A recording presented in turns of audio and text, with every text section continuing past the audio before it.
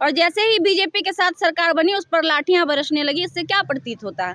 इससे यह कि जिस जेडीयू को लग रहा है कि बीजेपी में जाने के बाद हम बच जाएंगे, वो जेडीयू आने वाले समय में विलुप्त हो जाएगी। 5 साल के अंदर 3 बार सरकार गिरेगा, 3 बार मुख्यमंत्री शपथ लेंगे, पलटा पलटी होगा, ये लोग अपने में सारा समय वेस्ट कर देंगे। तो तानाशाह की सरकार है, वो कुछ भी कर सकती है। नमस्कार, आप देख रहे हैं तीसरा पक्ष न्यूज़ नेटवर्क। आज हमारे साथ हैं खुशबू राय जी। राजनीति के क्षेत्र में जो तीखी प्रतिक्रिया देने के लिए भी जाने जाते हैं, वो राजनीति के क्षेत्र में काफ़ी अनुभव रखते हैं। अब नीतीश कुमार जी के बारे में क्या कहना चाहेंगे? नीतीश कुमार घबराए हुए हैं एक 35 साल के लड़के से, और नीतीश कुमार ही नहीं, भाजपा भी घबराई हुई है एक 35 साल के लड़के से। कि याद करिए कि कैसे 20 में एक 35 साल, उस समय तो 31 साल के ही थे, 32 साल के युवा को हराने के लिए पूरा दिल्ली उतर जाता है। बिहार में हेलीकॉप्टर उतरता है। तो इससे साफ जाहिर हो रहा है कि एक इंसान को हराने के लिए ये पूरे लोग लड़े हुए, मतलब वो इंसान जीता हुआ है, उसको वो नहीं हरा पाएंगे। सिंपल सी बात है। बात बताइए कि जो इंसान तेजस्वी यादव के बगल में बैठकर गाना का, गिटार का एंजॉय ले रहा हो, उस इंसान को आप किडनैप कहिएगा तो ये आपकी मूर्खता ही समझी जाएगी ना। बिहार के जो प्रशासन है, जब कोई आम आदमी लेके जाता है अपना शिकायत तो 10 दिन दौड़ाते हैं। जितने भी लोग हैं, खासकर पदाधिकारी, वो डर से ही काम करते हैं। कोई ऐसे पदाधिकारी नहीं है कि अपनी मर्जी के हिसाब से चलते हैं। उनको इस बात का डर होता है कि अगर हम उनके अनुसार काम नहीं करेंगे तो हमको कभी भी सस्पेंड कर दिया जाएगा। और इसी को कहते हैं लोकतंत्र का हनन, जो लगातार पिछले कई सालों से पूरे भारत में चल रहा है। और बिहार में जब से भाजपा और जेडीयू की सरकार आई है, यहाँ पे भी वही चीजें हो रही है।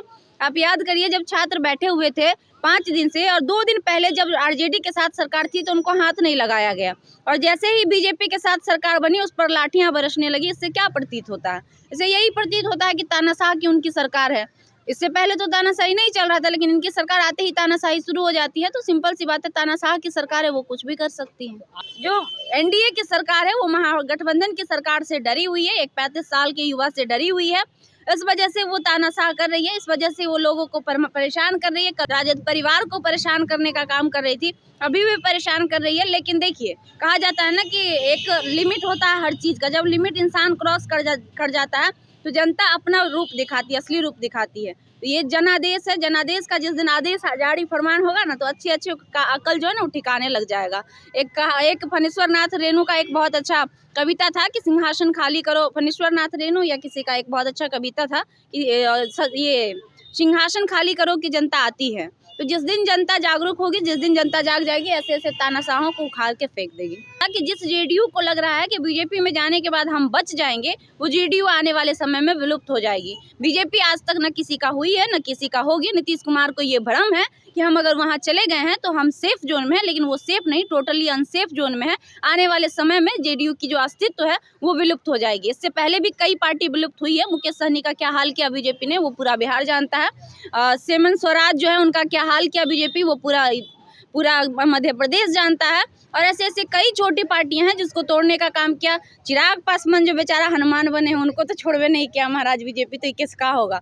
तो बीजेपी कभी किसी का नहीं हुआ। और खासकर नीतीश कुमार जी सबसे बड़े प्रतिद्वंदी आज की डेट में अगर किसी के थे तो वो नरेंद्र मोदी के थे। तो जरा सोचिए कि अपने दोस्त को ये बुला के गले प्यार से लगा रहे हैं। सिंपल सी बात है, पीठ में छुरा भोगने की तैयारी है। नीतीश कुमार ही वो शख्स थे जो 2014 में अकेला विरोध किए थे नरेंद्र मोदी का। और अभी भी इंडिया गठबंधन जब बना था तो उसका नेतृत्व करता नीतीश कुमार ही थे। तो सिंपल सी बात है कि नरेंद्र मोदी का सबसे बड़ा भारत में कोई विरोधी था तो वो नीतीश कुमार था। और उसको बोल रहे आओ भाई, तो सिंपल सी बात है, पिठवा पर छुरा तो घोपबे न करेंगे। तो कैसा प्यार है ये? जो प्यार नहीं है, ये उनको बेवकूफ़ बनाया जा रहा है। और इसका प्रमाण आने वाले 4-5 महीनों में आपको मिल जाएगा। आप देख लीजिएगा, 2025 में विधानसभा 102 से 45 पे पहुंच गए ना। सिंपल सी बात है, 45 से 5 पे कब पहुंच जाएंगे पता चलेगा? कुछ नहीं पता चलेगा। क्या लगता है कि फिर नीतीश कुमार जी उधर से इधर पहुंच सकते हैं? अब रहबे नहीं करेंगे तो पहुंचने का, सब बचेंगे तब न रहेंगे। तब तक इंसान उनको अपने में ले रहा है जब तक उनके पास विधायक है। जब उनके पास विधायक नहीं रहेगा, कोई लेगा उनको अपने में? आप बताइए कि उनके पास अगर विधायक नहीं रहेगा तो कोई लेगा? तो सिंपल सी बात है, उनके पास बचबे नहीं करेगा उनका अस्तित्व। जेडीयू का अस्तित्व आपको दिख रहा है फ्यूचर में, हमको नहीं दिख रहा। अगर आपको दिख रहा तो बताइए। क्या लगता था जेडीयू खत्म हो जाएगा? बिल्कुल खत्म हो रही है, हर एक दिन खत्म हो रही है जेडीयू। अभी उनके ही विधायक ने उनसे सहमत नहीं है, आप देख रहे हैं ना। गोपाल मंडल का बयान आपने सुना ना, बाकी अन्य जो उनके कार्यकर्ता उनके भी बयान सुनिए, उनकी पार्टी के लोग उनसे खुश नहीं है। तो सिंपल सी बात है, वो टूटेंगे ही, चाहे वो बीजेपी में जाए, चाहे वो आरजेडी में जाए, चाहे वो कहीं भी जाए, लेकिन उनके पास तो नहीं टिकेंगे आने वाले समय में, ये तो तय हो गया है। क्योंकि 1 साल बाद फिर जनता का निर्णय आने वाला है, फिर जनता के हाथ में पारी आने वाली है, और जनता का निर्णय के सामने इनका जो तानाशाही है वो नहीं चलेगा।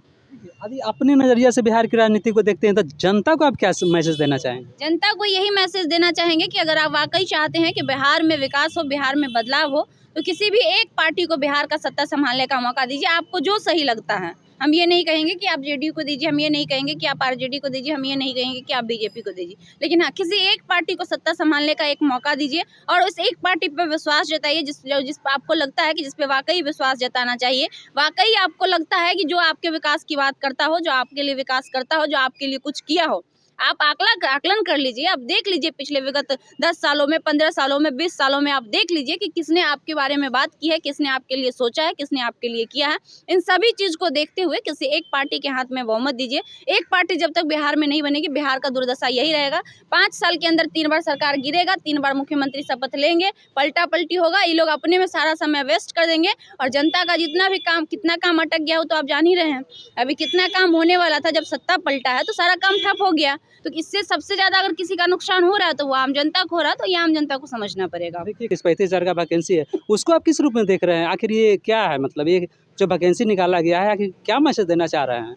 कोई वैकेंसी नहीं निकाला गया है। 13 करोड़ जनता में अगर आप 30,000 वैकेंसी दे भी देते हैं तो वह ऊँट के मुँह में जीरा के फ़ौरन, और उससे कुछ होने वाला नहीं है। और जो बिहार बरसों से बेरोजगारी की मार झेलता आया है, उसमें 30,000 नहीं 3 लाख की ज़रूरत है, 3 करोड़ रोजगार की ज़रूरत है। अगर है हिम्मत, अगर है आपकी हैसियत, तो दे के दिखाइए। चाहे कोई भी सरकार में जो बैठे हुए हैं, हम उनसे ये चैलेंज करते हैं कि 30,000 नहीं 3 करोड़ युवाओं को रोजगार की आवश्यकता है। आप 3 लाख दे के दिखाइए, तब माने। ये जो वैकेंसी निकाला गया है, एक दिखावा है।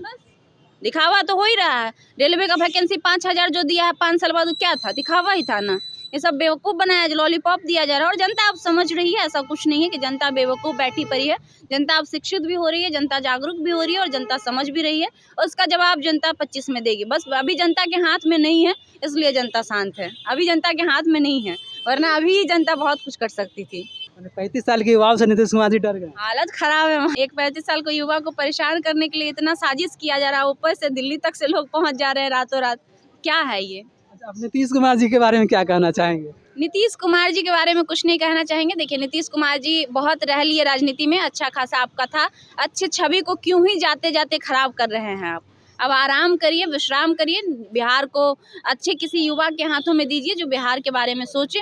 और अब आपको आराम करने की आवश्यकता है। 60-70 साल जब हो जाता है इंसान का, तो हम लोग अपने दादाजी को बोलते हैं कि अब आप आराम, मतलब 60-70 के, हम लोग तो 85 साल में पापा को बोलते हैं, 55 साल में कि पापा अब आप बैठिए, हम युवा हो गए, अब हम संभालेंगे, हम कमाएंगे। तो अब तो ये 70 साल के हो गए, तो अब आप आराम करिए और बिहार की राजनीति को, बिहार की सत्ता को एक नए सिरे से चलने दीजिए। जो आपको चलाना था आप चला लिया। हालांकि हाँ, नीतीश कुमार का 5 साल बेहतरीन था, वो हम अभी भी कहेंगे। स्टार्टिंग का 2005 से 10 का जो उनका सेशन था, वो वाकई काबिल तारीफ था, लेकिन उसके बाद नीतीश कुमार पलटा पलटी इधर उधर के चक्कर में बर्बाद कर दिए हैं बिहार को। तो प्लीज़ बख्श दीजिए बिहार को, आने वाले समय में बिहार को अच्छे रूप से चलने दीजिए, और जो भी उसके उत्तराधिकारी के लायक होगा जनता तय कर लेगी। बहुत बहुत धन्यवाद। बहुत बहुत धन्यवाद।